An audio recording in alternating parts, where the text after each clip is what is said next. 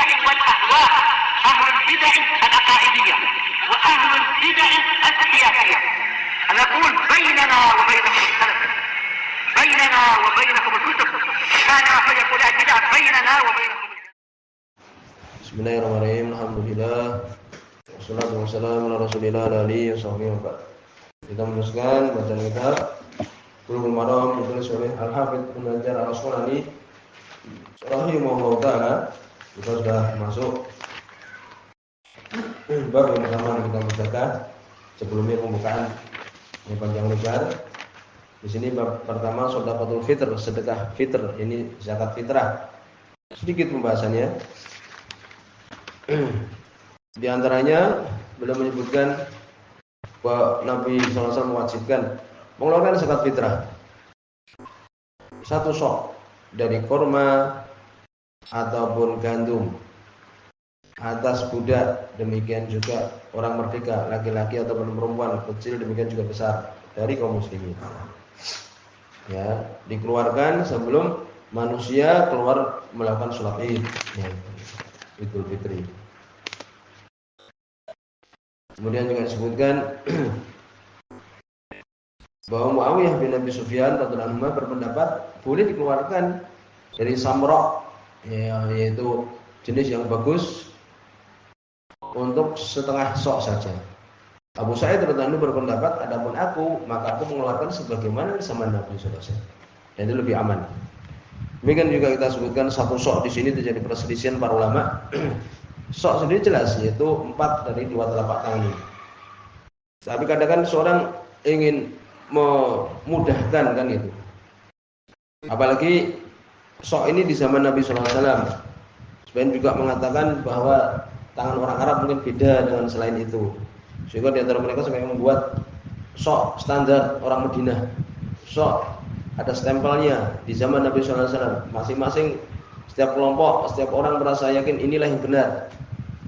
Ulama perkaranya adalah luas. Kalau ingin berhati-hati, seperti Syekh bin Baz berpendapat 3 kg. Syekh Utsaimin 24 kg. Itu. Sebagian dengan kaleng itu, ya itu. Berikutnya, ya masih di bab yang pertama sedekahul fitr. Hadis yang keempat. Qala Rasulullah wa Ibnu Abbas, dari sahabat Abdullah bin Abbas radhiyallahu anhu.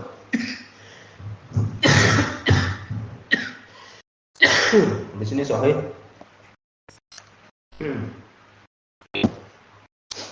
Qala farada Rasulullah, dari sahabat Abdullah bin Abbas radhiyallahu anhu beliau mengatakan, farada Rasulullah memfardukan, mewajibkan zakat al-fitr, zakat fitrah, tuhratan, sebagai penyuci, pembersih, lisaim, untuk orang yang berpuasa. Dia berpuasa 1 bulan, ya, maka di sini disyariatkan melakukan zakat fitrah sebagai pembersih, pensuci. Minalahwi, dari lahun, permainan, sedaguro, suatu yang tidak bermanfaat. Warafas, rafas itu ya ucapan-ucapan yang juga pembukaan untuk jima, ucapan tidak senonoh, yaitu rafas. Juga ada dalam ayat Al-Quran, "Fina lakum lailatas siyami rafasu ila nisaikum." Diperbolehkan untuk kalian di malam ya bulan Ramadan rafas. Ya, ini mendatangi istri-istri kalian. Ini rafas itu.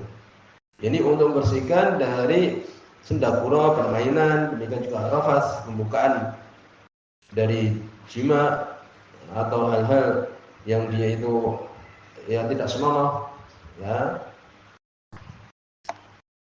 Ya demikian. Jadi itu membersihkan perkara-perkara yang tidak baik supaya puasa ini lebih diterima oleh Allah Subhanahu wa taala. Wa tu'matan lil masakin, juga hikmah yang kedua, makanan untuk orang-orang miskin. Jadi kembali ke ini, untuk membersihkan puasa dia dari kotoran-kotoran, dosa-dosa. Demikian juga untuk makanan orang-orang miskin. Faman addaha qabla shalah, barang siapa membayarnya sebelum salat, fa ya zakatun maqbulatun, maka dia adalah zakat yang diterima. Ya, sebelum salat Idul Fitri dia bayarkan. Faman addaha ba'da shalah, barang siapa membayarnya setelah salat Idul Fitri, banyak sedekahun minas sedekah, maka dia sedekah dari sedekah-sedekah. Ya, bahkan berdosa dia mengeluarkannya sebelum, ya mengeluarkannya setelah sholat, maka dia berdosa. Tapi disebutkan ya bahwa itu adalah harus dikeluarkan. Jadi bagaimana ini kalau sudah habis waktunya? Tetap dikeluarkan karena itu adalah haknya orang miskin. Itu. Jadi walaupun sudah habis waktunya tetap dikeluarkan karena ini adalah haknya orang-orang miskin. Dan dia berdosa karena dia tadi mengakhirkan. Rawahu Daud, Ibnu Majah, meriwayatkan Imam Daud dan Ibnu Majah, wa sahahu Hakim. Imam Hakim mensahihkannya, ya sahih. Jadi tujuan dari zakat fitrah adalah untuk merimakan orang miskin, demikian juga membersihkan puasanya. Bahwa di sini ada beberapa permasalahan.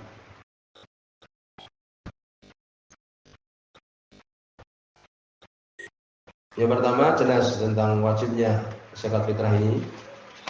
Kemudian juga disebutkan yang wajib adalah bagi seorang muslim besar ataupun kecil, laki ataupun perempuan. Kalau dia punya budak dia harus keluarkan.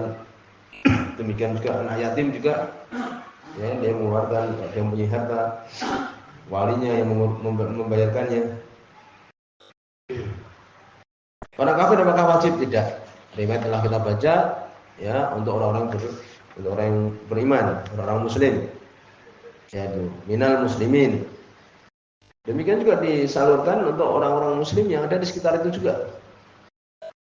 Wa turaddu ala fuqara'ihim, dikembalikan kepada orang fakir mereka. Jadi di kampung itu. Jangan disebarkan, jangan dibagikan ke tempat yang lain. Kecuali kalau tempat itu sudah cukup. Baru dikeluarkan ke tempat yang lain. Karena domain tadi kembalikan kepada orang-orang miskin mereka. Ini di tempat itu juga. Kecuali kalau orang miskin yang sudah tercukupi baru keluar ke tempat yang lain. Kemudian juga bagaimana kalau ya tuannya itu kafir, ya budak ini punya tuan kafir, maka tidak dikeluarkan, ya. Karena tuannya orang kafir. Kemudian juga disebutkan kalau dia punya budak yang dia itu untuk dijual belikan juga dia harus mengeluarkannya. Kalau dia adalah gabungan dari beberapa orang, budak ini pemilik beberapa orang, ya terjadi apa? Di situ pembagian. Ya separuh-separuh misalnya sesuai dengan bagian mereka masing-masing. Demikian juga budak kadang-kadang dia membayar dirinya. Separuh dia merdeka, separuh masih budak, jadi dibayar separuh. Gitu. Kemudian juga siapa membayarkan? Suami istri membayarkan ya suaminya, karena dialah yang berkewajiban. Ya. Jika harus min asyar ayyudai man yaul, cukup seorang itu jelek karena dia meremehkan, menyanyiakan orang yang menjadi tanggungan dia.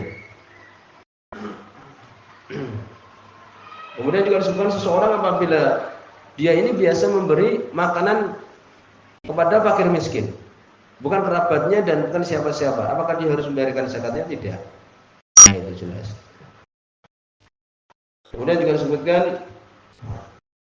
kapan dia dikatakan orang yang mampu sehingga wajib untuk mengeluarkan.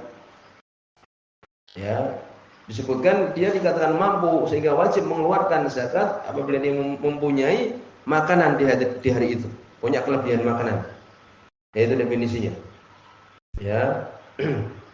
Disebutkan ayam mereka fadilan anquti, dia mempunyai kelebihan dari makanan pokok hari itu. Ada kelebihannya. Ya, waqut man yalzimu, demikian juga makanan pokok untuk keluarganya. Jadi dia punya makanan pokok untuk keluarganya, untuk dirinya, untuk keluarganya, masih sisa nafaqatihi lailatul id wa yaumihi, mempunyai nafkah malam id dan harinya itu, maka dia mengeluarkan. Ini maknanya orang mampu itu. Ya, mana orang mampu di sini, yakni dia mempunyai beras. Kalau kita yang mempunyai beras, ya, yang cukup, kemudian bisa untuk dia keluaran untuk orang lain. Bukan berarti cukup di sini harus ini dan itu, tidak. Dengan sekedar ini sudah dikatakan cukup. anak yang masih di dalam perut ibunya tidak dikeluarkan. Ya.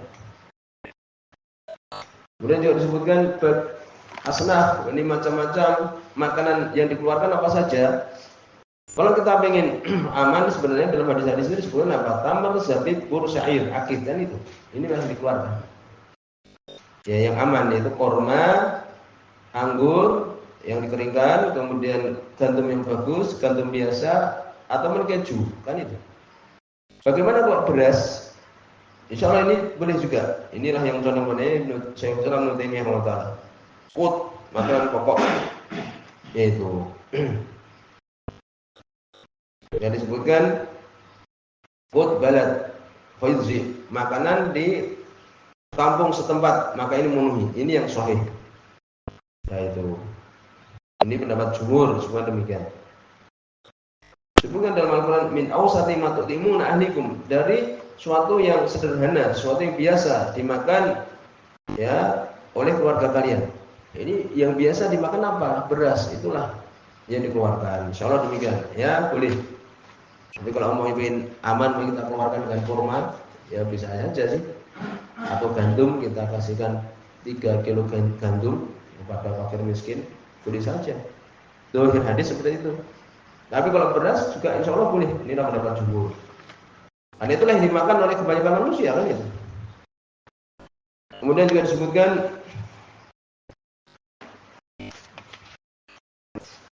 ukurannya tadi kita sebutkan adalah 1 sok. Boleh nggak membayar dengan uang, dengan dirham? Kesimpulannya tidak boleh. Hadis-hadis yang disebutkan telah lewat semuanya adalah dikeluarkan dengan barang. Yang berpendapat boleh Abu Hanifah. Ini adalah khotok, salah. Kecuali uang kemudian diamanahkan. Ini tak kasih uang, belikan beras, boleh. Tapi kalau membayar dengan beras, membayar dengan uang, demikian kebanyakan di masjid dibayar dengan uang, maka ini wallahu alam tidak memenuhi. Karena di semuanya adalah dengan barang, yaitu wallahu alam. Ya. Kadang kan orang pengen gampang saja ya, tapi demikian. Alasannya apa? Semua hadis menyebutkan itu berupa apa? Barang tadi kita sebutkan. Bagaimana kalau lebih? Ya itu tadi kita bayar 3 kg, setiap orang 3 kg. Ini bagus, diniatkan sisanya untuk sedekah umpamanya. Ya itu. Boleh. Ya juz bila karahah. Boleh tanpa ini keraguan segitu. Kapan dikeluarkan? Dikeluarkan adalah tajibu fitrah bi ghurubi syams, matahari terbit. Matahari terbit Lailatul Idul Fitr, malam Idul Fitri. Ini yang sahih, jelas. Paham ya? Itu. Sampai sebelum apa? Sampai sebelum sholat. Ini. Bagaimana dibayarkan setelahnya? Berdosa. Tapi tetap harus dibayarkan. Bagaimana dikeluarkan 1 hari sebelumnya? Disebutkan bahwa Ibnu Umar radhiyallahu anhu, disebutkan dalam Sahih Bukhari, Nafi mengatakan, ini maulanya, budaknya, bahkan Ibnu Umar membayarkannya lilladina yaqbalunha, untuk orang yang menerimanya. Kanu yu'tuna qabla fitr biyawm aw yawmain. Mereka membayar 1 hari atau 2 hari sebelum Idul Fitri. Walaupun disebutkan dikeluarkan ini untuk dikumpulkan. Kalau membayarkannya kepada fakir miskin ya di malamnya itu. Kecuali kalau tempatnya jauh, ya orang fakir miskin boleh, insyaallah demikian. Tapi hukum asalnya adalah dibayarkan di malam Idul Fitri itu. 1 hari atau 2 hari untuk mengumpulkannya, membagikannya setelah ghurubu syams, matahari tenggelam. Ya itu insyaallah di sini. Terus